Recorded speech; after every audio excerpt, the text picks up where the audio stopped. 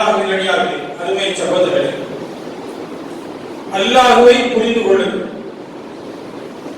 என்ற ஒரு தலைப்பின் கீழ் சில கருத்துக்களையும் செய்திகளையும் இன்ஷா அல்லாஹ் உங்களுக்கு எத்தி வைக்கலாம் என்று நான் விரும்புகிறேன். அல்லாஹ் திருமறை குர்ஆனில ஒரு வசனத்திலே சொல்லி காட்டுகிறான், குல் ஹல் யஸ்தவில் லதீன யஅலமூன வல்லதீன லா யஅலமூன். நபி அவர்களிடத்திலே கேளுங்கள், கற்றவர்களும் கல்லாதவர்களும் சமமாகிவிட முடியுமா அப்படின்னு கேளுங்க. மற்ற இடங்களிலும் அல்லாஹ் அதை கூட சொல்லி காட்டுகிறார், பார்வை உடையவோரும் குருடரும் சமமாகிவிட முடியுமா? அதே போன்று இரவு பகலும் சமமாகிவிட முடியுமா? உயிரும் மௌத்தும் சமமாகிவிட முடியுமா? இன்னமா யத்ததக்கரு உலுல் அல்பாப். சிந்தித்து செயல்படக்கூடியவன் தான், சிந்தித்து சீர்தூக்கி செயல்படக்கூடியவன் தான் உண்மையான அறிஞன் அப்படின்னு அல்லாஹ் திருமறை குர்ஆன்ல சொல்லி காட்டுகிறார். அப்ப அறிவு, கல்வி இவைகளுடைய முக்கியத்துவத்தை இங்கு இந்த வசனத்தின் மூலமாக அல்லாஹ் உலக மக்களுக்கு, மாந்தர்களுக்கு அவன் எடுத்து காட்டுகிறார். கல்வி, அறிவு என்றாலே அல்லாஹ்வுடைய திருமறை குர்ஆன், இஸ்லாத்திலே உள்ள திருமறை குர்ஆன் மட்டும்தான். அதிலிருந்து பெறுகின்ற அந்த அறிவும், அதிலிருந்து பெறுகின்ற அந்த நேரான வழியும் தான் உண்மையான கல்வி.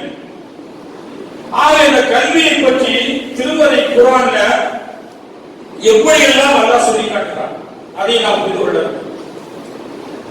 எங்கேயாவது ஒரு பகுதியில, எங்கேயாவது ஒரு இடத்துல திருமறை குர்ஆன்ல சொத்துக்களை கேளுங்கள், நீங்கள் சுகங்களை கேளுங்கள் அப்படின்னு எங்கேயாவது அல்லாஹ் சொல்லியிருக்கிறார்களா? இல்லை. அவைகளெல்லாம் உங்களை படைப்பதற்கு முன்பாகவே உங்களுக்கு விதிக்கப்பட்ட அந்த ரிஸ்க்குகளை, பொருளாதாரத்தை எவ்வளவு சம்பாதித்து ஆண்டு அனுபவிப்பீர்களோ அத்தனை எழுதி பிடிக்கப்பட்டு விட்டது. கண்டிப்பாக எவ்வளவு உங்களுக்கு நீங்கள் அனுபவிக்க வேண்டும் என்று அது கிடைத்துவிடும். அது எந்த மாற்று கருத்தும் இல்லை. ஆனால் கேளுங்க அப்படிங்கிற ஒரு வார்த்தை அல்லாஹ் நிலைச்சாரா கல்விக்கு மட்டும்தான் வச்சிருக்கோம். எப்படி சொல்லி காட்டலாம்? குல் ரப்பி ஸித்னி இல்மா. நபியே நீங்கள் கேளுங்க, எனக்கு கல்வியை அதிகப்படுத்துவாயாக, அறிவை அதிகப்படுத்துவாயாக, ஞானத்தை அதிகப்படுத்துவாயாக அப்படின்னு கேட்கும்படி, அல்லாஹ்விடத்திலே பிரார்த்திக்கும்படி அல்லாஹ் சொல்லிட்டார். வமா ஊதீதும் மினல் இல்மி இல்லா கலீலா. உங்களுக்கு வழங்கப்பட்ட கல்வி கொஞ்சத்தை தவிர இல்லை என்று நபியை பார்த்து சொல்றார். எவ்வளவுதான் நீங்கள் கற்றாலும் அது மிக குறைவு. நீங்கள் கேட்க வேண்டும். அம்மாவும் உங்களுக்கு கொடுத்தது கம்மியாக இருக்கிறது இல்லை என்று சொல்றார். அப்ப கல்விக்கு அவ்வளவு முக்கியத்துவம் இஸ்லாம் நமக்கு வழங்குகிறது. அந்த கல்வியை பற்றி நபிகள் நாயகம் ஸல்லல்லாஹு எப்படி சொன்னார்கள் அப்படின்னா, மன் சலக தரீகன் யல்தமிசு ஃபீஹி இல்மா. ஒரு மனிதன் ஒரு பாதையிலே செல்கிறான் கல்வியை கற்பதற்காக. அந்த பாதையிலே அவன் பயணம் போகிறான் கல்வியை கற்பதற்காகவே. எந்த நோக்கத்திற்காக? அவன் சக்கரல்லாஹு லஹு பிஹி தரீகல் ஜன்னah. அவன் சொர்க்கத்தினுடைய அந்த பாதையிலே செல்வதற்கு அல்லாஹ் நிலைசாரத்தை லேசாக்கி விடுவான் அப்படி நபிகள் நாயகம் ஸல்லல்லாஹு அலைஹி வஸல்லம். இப்ப மார்க்க அறிவை, மார்க்க கல்வியை அதை கற்க வேண்டும் என்று ஒரு மனிதன் இருக்கிற இடத்தில் இருந்து ஒரு மனிதன் பயணித்தானே என்றால் அவருக்கு சொர்க்கம் போகும்போது மிக இலகுவு, லேசான முறையில சொர்க்கத்தை சென்றடைந்து விடலாம் அப்படிங்கிற ஒரு செய்தியை நபிகள் நாயகம் ஸல்லல்லாஹு அலைஹி வஸல்லம் இத்தனை இவ்வளவு அதிகமான முறையில கல்வியை பற்றி, மகத்துவத்தை பற்றி பேசிக்கொண்டே இருக்கிறான். ஆனால் அந்த கல்வி என்றால் எது கல்வி? எது உண்மையான கல்வி? எந்த கல்வியை நாம் முதல் அந்த அந்தஸ்துக்களை நாம் வழங்க முடியும்? யாருடைய கல்வியை முதலாக நாம் படிக்க வேண்டும் அப்படிங்கிற எதற்கு தகுதி இருக்கிறது முதலாக படிப்பதற்கு அப்படின்னா, ஜப்பாரு சமாவாத் வல்லம், வானம் பூமி அனைத்தையும் ஆட்டி படிக்கக்கூடிய அந்த வல்லவனுடைய அவருடைய கல்வி, அவரை பற்றி உள்ள ஞானங்களை படிப்பதுதான் மிக தகுதி வாய்ந்தது என்பதை சமுதாயம் விளங்கிக் கொள்ள வேண்டும். தௌஹீத், அல்லாஹ் ஒருவன் அப்படின்னா அதனுடைய ஞானம் ஒவ்வொரு மனிதனுடைய உள்ளத்திலேயும் ஆழமாக அழுத்தமாக பதிவு செய்யப்பட்டிருக்க வேண்டும். அதுதான் உண்மையான கல்வி. உலகத்திலே எதையெல்லாம் படிக்கிறீர்களோ படிக்கவில்லையோ முன்னேறீர்களோ முன்னேற மாட்டீர்களோ அதெல்லாம் வேண்டாம். முதலாக ஒரு குழந்தையினுடைய வாழ்க்கையில் இருந்து ஆரம்பிக்கப்பட வேண்டிய, சொல்லிக் கொடுத்து அவர்களை உருவாக்கப்பட வேண்டிய ஒரு மகத்தான உன்னதமான உயர்தரமான ஒரு கல்வி அல்லாஹ்வை பற்றி அறிவு. மாரிஃபத்துல்லாஹ், மாரிஃபத்து ரசூல், மாரிஃபத்து தீனுல் இஸ்லாம் அல் அதில்லா. அல்லாஹ்வை பற்றி அறிதல், ரசூலை பற்றி அறிதல், இஸ்லாத்தை பற்றி அறிதல் மஅல் அதில்லா, ஆதாரத்தோடு குர்ஆனின் மூலமாக, ஹதீஸின் மூலமாக, சுன்னாவின் மூலமாக ஆதாரத்தோடு தெளிவான முறையில் ஒரு மனிதன் அடிப்படையிலே கற்க வேண்டும், படிக்க வேண்டும். அந்த அடிப்படையில் அவர் பயணம் செய்ய வேண்டும். அதுதான் உண்மையான கல்வி என்று நம் மார்க்கம் அவருக்கு போதித்துக் கொண்டிருக்கிறது. அப்படியான ஒரு கல்வியை நாம் எல்லோரும் கற்றுவிட்டோமா? அல்லாஹ்வை பற்றி உண்டான முழுமையான ஞானம் எல்லோருக்கும் தெரிந்து தெளிவாகிவிட்டதா என்றால் கேள்விக்குரிய. அது அல்லாமல் கல்விமான்கள் இருக்கிறார்கள். எங்கே இல்லை கல்விமான்கள்? நமது ஊர்களிலே, நமது வீடுகளிலே, பள்ளிகளிலே எங்கே இல்லை? எல்லோரும் கல்விமான்கள் தான். விழிப்புணர்வோடு இருக்கிறார்கள். எல்லா கல்வியையும் கற்கிறார்கள். இல்லை என்று நான் சொல்லவில்லை.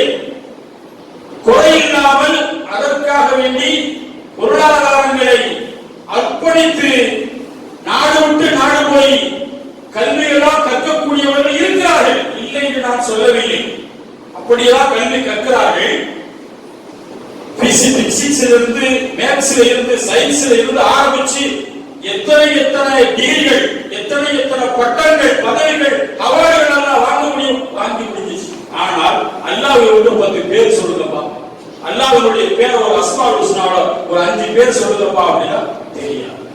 இதுதான் இன்றைய சமுதாயத்தினுடைய மிக மோசமான ஒரு நிலை இதுதான் என்பதை நாம் நினைத்து நாம் கவலைப்பட வேண்டும்.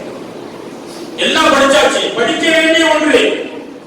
முதல் தரமாக இருக்கக்கூடிய தகுதி வாய்ந்த ஒரு கல்வி படைத்த ரப்பை, அவன் எப்படிப்பட்டவன், அவனுடைய கருணை என்ன, அவனுடைய இரக்க சிந்தனை எப்படிப்பட்டது, அவனுடைய ஆற்றல் எப்படிப்பட்டது, அவனுடைய வல்லமை எப்படிப்பட்டது, அவனுடைய பெயர்கள் என்ன, அவருடைய பண்புகள் என்ன என்பது எத்தனை பேர்களுக்கு தெளிவாக தெரியும்? தெரியாத சகோதரர்களே, அல்லாஹ்வை நம்பி இருக்கிறோம், அல்லாஹ்வை ஈமான் கொண்டு இருக்கிறோம், அல்லாஹ்வை சார்ந்து இருக்கிறோம். ஆனால் அல்லாஹ்வை பற்றி தெரியாது. அதே மாதிரியா உலகத்தில் இருக்கிறோம். ஒரு வியாபாரம் அப்படின்னு சொன்னா எதுவும் தெரியாம இறங்க மாட்டோம். 30 லட்சம் 40 லட்சம் போட்டா 50 லட்சம் 1 கோடி எடுக்கலாம் அப்படின்னு நம்ம என்ன படிச்சு தெரிஞ்சு அதை போடுறோம். எதை விற்கணுமோ அதை விற்கிறோம். கஸ்டமர்கள் எப்படி கவர் பண்ணணும் அதெல்லாம் தெரியுது.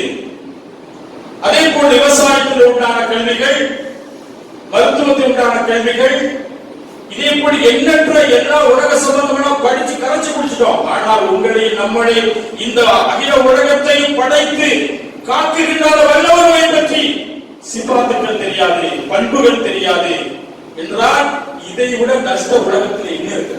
நாளைக்கு அல்லாஹ் நாளைக்கு கபரோடு வச்ச உடனே உங்களை கேட்க வேண்டிய கேள்வி என்ன? ரப்பை பற்றி மன்றம் போக்க. அதுக்கு என்ன பதில் சொல்லுவீங்க? ரப்பை பற்றி தெரிஞ்சிருந்தா தானே, புரிஞ்சிருந்தா தானே, அது தெளிவான ஞானம் இருந்தா தான் உங்களால் பதில் சொல்ல முடியும். அதை பற்றி எதையுமே படிக்கல அப்படின்னா ரப்பை பற்றி எப்படி புரியும்? வியாபாரத்தை பற்றி நீங்கள் நன்றாக தெரிந்து கொண்டிருக்கிறீர்கள், விவசாயத்தை பற்றி தெரிந்து கொண்டிருக்கிறீர்கள், உலகத்தை பற்றி தெரிந்து கொண்டிருக்கிறீர்கள். ரப்பை பற்றி கேட்டால் அல்லாஹ்வுடைய ரசூல் முஹம்மது ஸல்லல்லாஹு அலைஹி வஸல்லம் அவர்களை பற்றி நீங்கள் சொல்லுங்கள் என்றால் எப்படி சொல்ல முடியும்? அவர் முகப்பத் வச்சிருக்கிறார், அதெல்லாம் செல்லுபடியாக நாம் உண்மையிலே உள்ளார்ந்த முறையிலே உணர்ந்து அதை நாம் தெரிந்து வைத்திருக்கிறோமா, படித்திருக்கிறோமா, அதை நாம் பாட பெற்றிருக்கிறோமா, அதுதான் மிக முக்கியமான ஒன்று. அதை நீங்கள் படித்துக் கொடுங்கள். உங்களுடைய சிறுவர்களிலே இருந்து, உங்களுடைய குடும்பங்களிலே இருந்து, உங்களுடைய நண்பர்களிலே இருந்து அறியாமையை போக்குங்கள். நபிகள் நாயகம் ஸல்லல்லாஹு அலைஹி வஸல்லம் அறியாமை விட்டும் ஒரு மனிதன் முட்டாளாக எப்பொழுதும் இருக்க மாட்டான். அவன் யார் விழித்துக் கொள்வார், விழித்துக் கொள்ளக்கூடியவன் தான் சொர்க்கம் செல்ல முடியும். யார் இந்த தௌஹீதை பற்றி, வஹதானியத்தை பற்றி, அல்லாஹ்வை பற்றி சரியான தெளிவான ஆதாரத்தோடு எவன் படிக்கிறானோ அவனுடைய இபாதத் வணக்க வழிபாடுகள் மிக முழுமையடைந்ததாக மாறும். அவனுடைய இபாதத் எப்படி இருக்கும்? பரிசுத்தமானதாக இருக்கும், அல்லாஹ் எதிர்பார்க்கக்கூடிய விதத்திலே இருக்கும். அதே போன்று அவர் ஒரு ஹலால் ஹராமை பேணக்கூடியவனாக மாறிவிடுவார். எதையும் அல்லாஹ்வுக்காக இந்த மார்க்கத்திற்காக தியாகம் செய்யக்கூடியவனாக ஆகிவிடுவார். யார் அல்லாஹ்வை பற்றி நன்றாக திருமறை குர்ஆன் சொல்லக்கூடிய அறிவு ஞானங்களோடு அல்லாஹ்வை புரிந்து விளங்கி வைத்திருந்தார் என்றால் அவருடைய இபாதத் மிக சுத்தமாக இருக்கும். ஹலால் ஹராமை பேணுவார், எதையும் தியாகம் செய்யக்கூடியவராக இருந்தார். எப்பொழுது அது நாம் புரியவில்லையோ, ரப்புக்கு நமக்கு ஒரு பெரிய தூரம், ரப்பை பற்றி நமக்கு தெரியாது, படைத்தவரை பற்றி தெரியாதுங்கிற முறையில பலவீனமான முறையில வாழ்க்கை கழிப்போமையானால் அவருடைய இபாதத் பயனற்றதாக இருக்கும். அவர் ஹலால் ஹராமை பேணக்கூடியவனாக மாற மாட்டார், எதையும் தியாகம் செய்ய மாட்டார், எதை எதிர்பார்க்க முடியாது. அந்த நிலைதான் இப்பொழுது இழுத்துக் கொண்டிருக்கிறது. அல்லாஹ் காப்பாற்ற நம்ம சமுதாயத்தை அல்லாஹ் காப்பாற்ற. அல்லாஹ் எப்படிப்பட்டவர்? சுருக்கமாக சொல்ல போனார், அவன் அன்பாளன், கருணையாளன், இரக்கமுள்ளவன், அவன் கருணை உள்ளவன், ஆட்சிக்குரியவன். இதை போல எண்ணற்ற ஒரு பெயர் கொண்டுள்ள ஒரு வல்ல இறைவன் தான் நம்முடைய இறைவன். அவனை பற்றி நாம் வாயால் மனப்பாடம் பண்ண பத்தாது, உணர்வு பூர்வமாக என்ன செய்ய வேண்டும்? அதை நாம் வெளிப்படுத்த வேண்டும், வாழ்க்கையில வெளிப்படுத்த வேண்டும். என்னை படைத்த இறைவன் நீதிவான், நீதியை வழங்கக்கூடியவன் என்கிற அடிப்படையில் நம்ம வாழ்க்கை என்ன செய்ய வேண்டும்? நம்முடைய மாற்ற வேண்டும். அவன் எப்படிப்பட்டவன்? குர்ஆனிலே பல இடங்களில் சொல்லி காட்டினார். அவனம் எந்த ரூபி மரக்கூட்டி சமாவாத்தி வண்ணம். வானம் பூமியை நீங்கள், வானம் பூமிகள் எல்லாம் ஆட்சி அதிகாரங்களால் நீங்கள் பார்க்கவில்லையா? அதற்கு மத்தியிலே உண்டான அனைத்து படைப்புகளையும் நீங்கள் சிந்திக்கவில்லையா? அதெல்லாம் யார் படைத்தது அப்படின்னு கேட்கிறாங்க. அதே போன்று இந்த உலகத்துல பெரிய கோள்கள் எல்லாம் பார்க்கிறோம். சூரியன், சந்திரன், நட்சத்திரங்கள், கேலக்சி, இதை போன்ற எண்ணற்ற படைப்புகளை எல்லாம் நமக்கு விளங்குகிறது. இன்றைய விஞ்ஞானிகள் என்ன சொல்கிறார்கள்? கண்டுபிடித்து சில ஆய்வுகளை அவங்க தர்றாங்க. என்ன அப்படின்னா, பூமிதான் மிக பெரிது அப்படின்னு நம்பிக்கிட்டு இருந்த ஒரு காலம் இல்லை, இப்பொழுது சூரியன் தான் பெரிது. சூரியன்ல ஒரு புள்ளி வச்சுக்கோங்க, எவ்வளவு சின்னதா இருக்கும், அதுதான் பூமி அப்படின்னு என்ன செய்வாங்க? ஆய்வு மூலமாக அவங்க விளக்கத்தை இருக்காங்க. சூரியன் தான் பெரிதுங்கிறது கிடையாது, இன்னொரு ஒரு கோள் இருக்கு, அது மிக பெரிய கோள். அது எப்படின்னா, அதுல ஒரு புள்ளி வச்சா அதுதான் சூரியன், அந்த மாதிரி ஒரு பெரிய கோள் இயங்கிட்டு. அதே போன்று இன்னொரு ஒரு கோள் இருக்குது, அந்த கோள் அது ரொம்ப பெருசு, அதை புள்ளி வச்சா அது அவ்வளவு சின்னதா இருக்கும். அப்ப சூரியன் அதுக்கு பின்னால ஒரு கோள், அதுக்கு அடுத்த சூரியன், இதே போல் பூமி எவ்வளவு சின்னதாக இருக்கு. இதையெல்லாம் படைச்சிருக்கிறான் அல்லாஹ். அந்த பெரிய கோள் ஒன்று இருக்குவாங்க, அது தண்ணீரை பீத்து அடிக்கிறது வெளியே. ஒரு செகண்ட்ல கடலை நிரப்பமாயிருக்கும், அந்த அளவுக்கு தண்ணீர் இருக்கு அப்படின்னு சொல்லி ஆய்வு பண்ணி ஒரு செய்தியை வெளியிடும். அப்ப நம்ம சுருக்கமா தெரிந்து கொள்ள வேண்டும், இத்தனை படைப்புகள், எத்தனையோ படைப்புகள், அதை பார்க்கக்கூடிய பார்வை நமக்கு வித்தியாசம் இருக்கும். முஸ்லிம் அல்லாத மக்கள் பார்க்கலை போது பார்க்க கூடாது. இது யாருடைய படைப்பு, எப்படி தோன்றியது, இந்த வல்லமைக்குரிய சொந்தக்காரன் யார் அப்படின்னு நினைச்சு பார்க்கிற பொழுது அல்லாஹ் குர்ஆனிலே கூறுகிறான், தபாரக்கல்லதீ ஜஅல ஃபிஸ்ஸமாஇ புரூஜா, அவன் உயர்ந்து விட்டான். எப்படிப்பட்டவன்? அல்லாஹ் வானத்திலே கோள்களை வைத்திருக்கிறான். பல கோள், ஒன்று ரெண்டு அல்ல, எண்ணிக்கை. அவன் கண்டுபிடிச்சது கொஞ்சம், அல்லாஹ் வச்சிருந்து எவ்வளவோ இன்னும் கண்டுபிடிப்பான். கண்டுபிடிக்க முடியாத இடமெல்லாம் நிறைய செஞ்சிருக்கான், வச்சிருக்கான். அவைகளை பூரா ஆட்சியது யார்? உன்னை படைத்த ரப்பு, அவன் உயர்ந்து விட்டார் அப்படின்னு சொல்றான். இன்னும் அந்த வானத்திலே ஒரு விளக்கை வைத்திருக்கிறான். கவனம் முடியலாம், சந்திரனை பிரகாசிக்கக்கூடியதாக இருக்கிறான். அப்ப சூரியனுக்கு இயல்பான வெளிச்சம் இருக்குது, சந்திரனுக்கு இயல்பான வெளிச்சம் கிடையாது. அது சூரியனில் இருந்து பெற்றுத்தான் வெளிச்சத்தை என்ன செய்யறது, வெளியே கொடுக்கிறதுங்கிறத ஒரு விஞ்ஞான உண்மையை அல்லாஹ் இங்கு அறிவிச்சிருக்கிறான். ஆக இப்படியான குர்ஆனுடைய வசனங்களின் மூலமாக நாம் அறிவை நாம் பெற வேண்டும். அதே போன்று அவனுடைய ஆற்றலை பற்றி சொல்லி காட்டுகிறார். ஒரு மனிதனாக உருவாகக்கூடியவன் எப்படி உருவானான், அவன் எப்படி படைக்கப்பட்டான், கொஞ்சம் சிந்திக்க சொல்றாங்க. நம்முடைய சிந்தனை எப்படி இருக்கணும்? அறிவுபூர்வமாக மிக தெளிவான ஞானத்தோடு படைத்த ரப்பு நம்மளுக்கு எப்படி சிந்திக்க சொன்னார் அந்த மாதிரி ஒரு சிந்தனையை நீங்கள் செலவு செய்தால் உங்களுக்கு நிறைய உண்மைகள் கிடைக்கும். எப்படி சொல்றாங்க, அவன் எப்படி படைத்தான், எப்படி படைத்தான் என்றால் சுண்டி அந்த ஒரு தண்ணீரில் இருந்து உங்களை படைத்தான் அப்படின்னு எல்லாம் போனேன். அப்ப அந்த முத்துப்பாண்டி சொல்லக்கூடிய இந்திரிய துளி தாயினுடைய கர்ப்பத்தில் எல்லாம் நிலைசார குத்தால் அமைத்து அதை வளர்ச்சி செய்து அதற்கு எலும்புகளையும் தோள்களையும் அனைத்தையும் சதைகளையும் எல்லாம் போர்த்தி அதற்கு பின்னால் அதற்கு கண்களையும் பார்வை ஞானங்களையும் செவிகளையும் உள்ளங்களையும் எல்லாமே உள்ளத்தில் அமைச்சு அவை அதற்காக வேண்டி அந்த குழந்தைக்கு தேவையான உணவுகளையும் காற்றையும் அனைத்து ஆக்சிஜன்களையும் உள்ளே எல்லாம் கொடுத்து வளர்த்து 10 மாசத்துக்கு பின்னால் அந்த குழந்தை வெளியாகிற பொழுது இந்த உலகத்தில் வாழ வேண்டி இருக்கிறது. மௌத்து வரைக்கும் என்னென்னமெல்லாம் இருக்கிறது அத்தனையுமே அல்லாஹ் கொடுத்திருக்கிறார். இந்த மாதிரி ஒரு கண்ணோட்டத்தில் சிந்திக்கும்படி எல்லாம் சொல்லி காட்டுகிறார். அப்படி சிந்தித்தீர்கள் என்றால் அல்லாஹ்வுடைய வல்லமை என்னன்னு உங்களுக்கு தெரிந்துவிடும். அதற்கு பின்னால் உங்களுடைய வணக்க வழிபாடு தூய்மையாகும். அதற்கு பின்னால் நீங்கள் எந்த அடிப்படையில் நீங்கள் பாவங்களில் ஈடுபட மாட்டீர்கள். அப்படியான முறையை சிந்திக்க சொல்லுகிற திருமறை குர்ஆன். அஃரதக்கும் மின் புத்தூனி உம்மஹாத்திக்கும், உங்களுடைய தாயினுடைய வயிற்றிலிருந்து உங்களை எல்லாம் வெளியாக்கினான். யாத்தனக்கும் ரஷியா, அதை பற்றி உங்களுக்கு தெரியும்.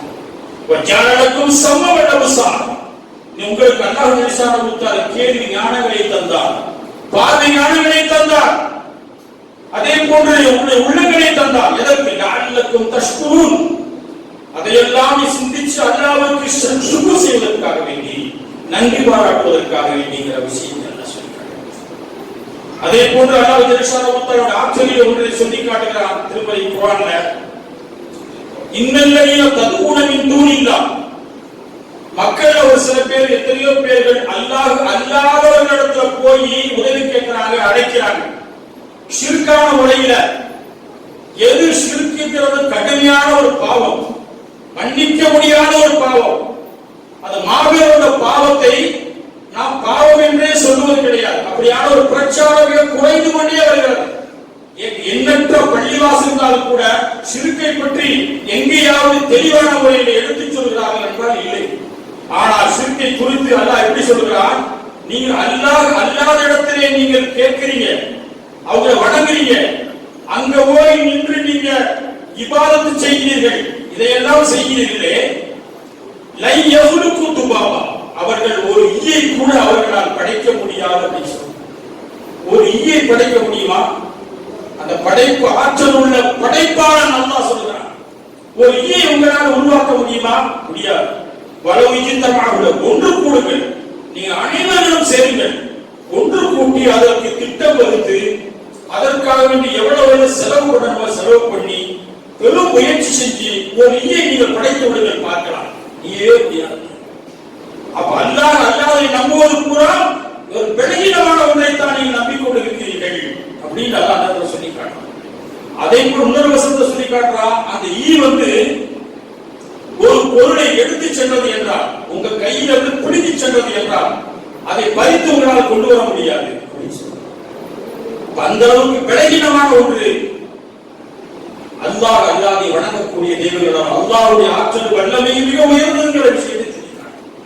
அப்ப ஒரு மனிதன் உண்மையிலேயே அல்லாஹ்வை நம்பி ஆராய்ச்சி செஞ்சு அந்த அடிப்படையில் ஒரு இபாதத்தையும் ஆக்கி கொண்டவனுடைய நிலை எப்படிங்கிற விஷயத்தை அல்லாஹ் சொல்லி காட்டுகிறார்.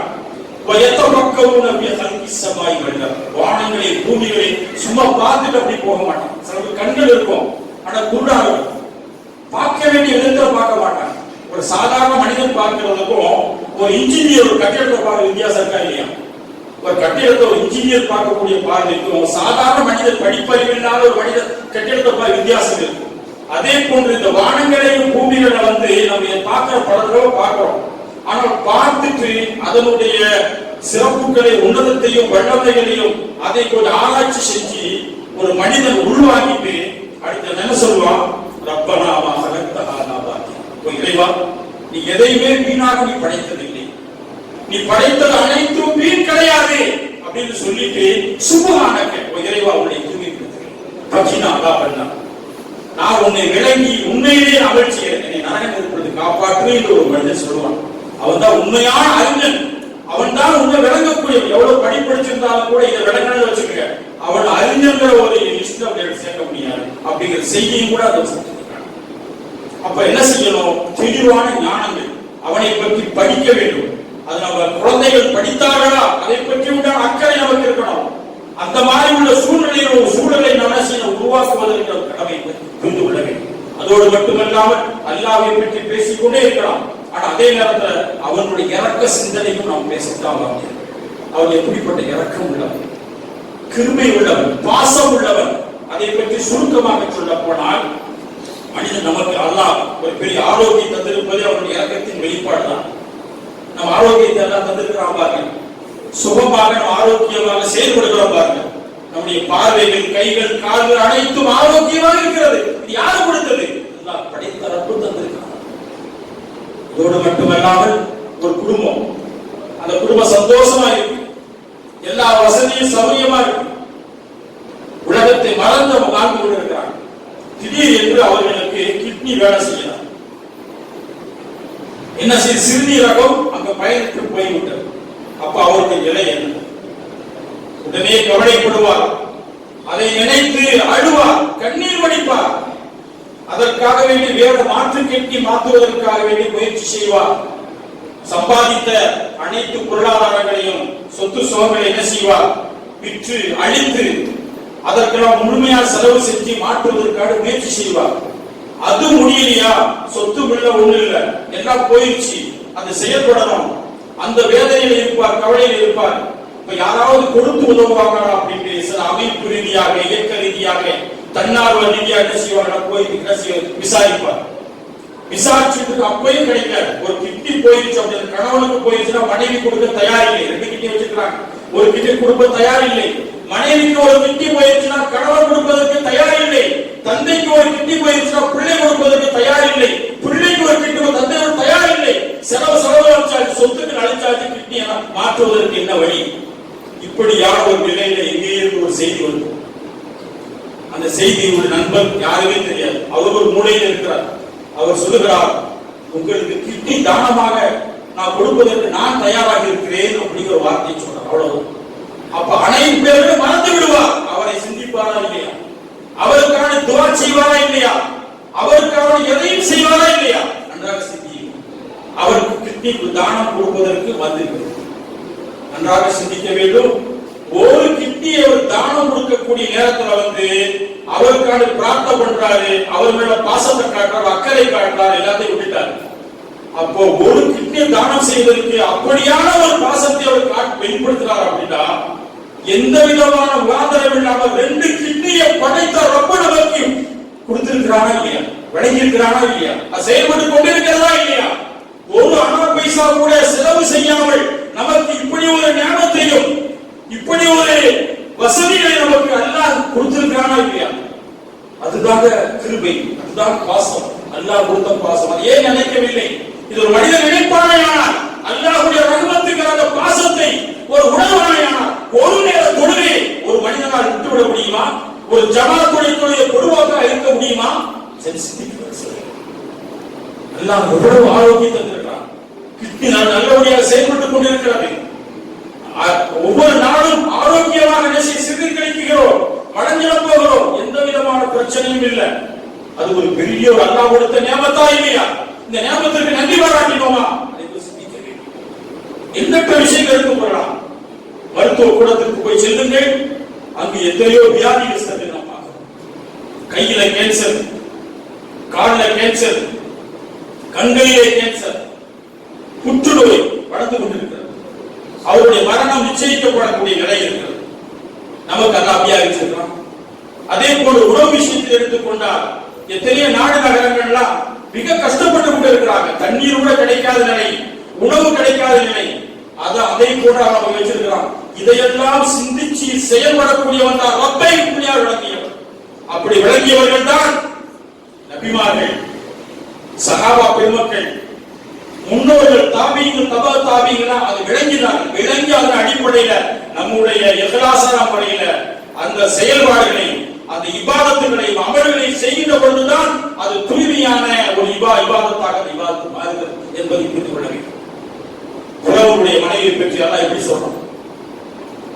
சொர்க்கத்திற்குரிய பெண் மட்டுமல்ல, உலகத்திற்கு மூமின்களுக்கு முன்மாதிரியான உதாரணம் தரக்கூடிய ஒரு பெண் என்றால் பிறவருடைய மனைவியை ஏன் சொல்கிறான்? இந்த உலகத்துல அரசியல் குமரியாக இருந்தாங்க. நினைத்த நேரத்துக்கு யார் வேண்டுமானாலும் உதவி செய்வாங்க. எல்லா விதமான வசதி வாய்ப்பு இருந்தும் கூட அல்லாஹ் அவர்களை ஏன் தேர்ந்தெடுத்தார்? இந்த பிறவனுடைய அத்தனை காரியமும் அது ஒரு பொய்யானது, போலியானது, அது அழியக்கூடிய ஒன்று என்பதை நம்பினார்கள். படைத்த ரப்பை அவர்கள் என்ன செஞ்சாங்க? நேசிச்சார்கள். மூசா அலைஹிஸ்ஸலாத்து வஸ்ஸலாம் அவர்களை நபியாக ஏற்றுக்கொண்டார்கள். ரப்பை நேசிச்சு என்ன சொன்னாங்க? ரப்பை படி இந்த பைத்தல் பிரிச்சேன். இறைவா, சொர்க்கத்தில் எனக்கு வீடு கட்டு, அந்த சொர்க்கத்தில் வீடு கட்ட வர வேண்டும். நச்சினிகள் கோவி நச்சின அவருடைய செயல்பாடுகளை விட்டு என்னை காப்பாற்று என்று கேட்டாங்கன்னா ரப்பை உண்மையாக விளங்கி வைத்த காரணம். அதே போன்று மூசா அலைஹிஸ்ஸலாத்து வஸ்ஸலாம் அவருடைய காலத்துல பிறகு என்ன செய்கின்றார்? அவர்களுடைய அற்புதத்தை அழிப்பதற்காக, காட்டுவதற்காக என்ன செய்கின்றார்? சூனியக்காரர்கள் ஒன்று திரட்டி வந்துட்டாங்க. ஆனால் சூனியக்காரர்கள் கூறாம மூசாவை பற்றியும், மூசா அலைஹிஸ்ஸலாத்து வஸ்ஸலாம் கொண்டு வந்த தடியை போட்ட உடனே ஒரு பாம்பு புறப்பட்டு எல்லா பாம்புகளையும் அங்கே சாப்பிட்டு விடுகிறது. இதை பார்த்த உடனேயே நாம் போலியானவர்கள், உண்மையான ரப்புக்குரிய ஒரு அற்புதம் தான் இது என்று அந்த மக்கள் எல்லாம் ஏற்றுக்கொண்டார்களா இல்லையா? அதற்கு பின்னால் பிறவும் அவர்களை மிரட்டினார். மாறுகால் மாறுகை வாங்க போகிறேன். அவர் என்ன சொன்னாங்க? இந்த உலகத்துலதான் வாங்குவேன், மறுமையில ஒன்றும் செய்து விட முடியாது. ஏற்றுக்கொண்டார்களா இல்லையா? அதுதான் ரப்பை விளங்கிய அந்த தரம் என்பதை புரிந்து கொள்ள வேண்டும். இதே போன்று இறைவனை புரிந்தோமே என்றால் நமக்கு எவ்வளவு கஷ்டம் வந்தாலும் அந்த கஷ்டமாகவே தெரியாது. அவனுக்காக வேண்டி, அவருடைய பொருத்தம் கிடைப்பதற்காக வேண்டி தன்னை தயார்படுத்திக் கொள்வோம். ஆக இப்படியான ரப்பி என்றால் யார், அவருடைய கருணை என்ன, சிபாத் என்ன, அஸ்மாக்கள் என்ன, அத்தனையும் நாம் படிக்கக்கூடியவர்களாக ரப்பை விளக்க வேண்டும். அப்படியான உண்மை முஸ்லிம்களாக இந்த உலகத்திலே வாழ்ந்து மரணிக்க அல்லாஹ்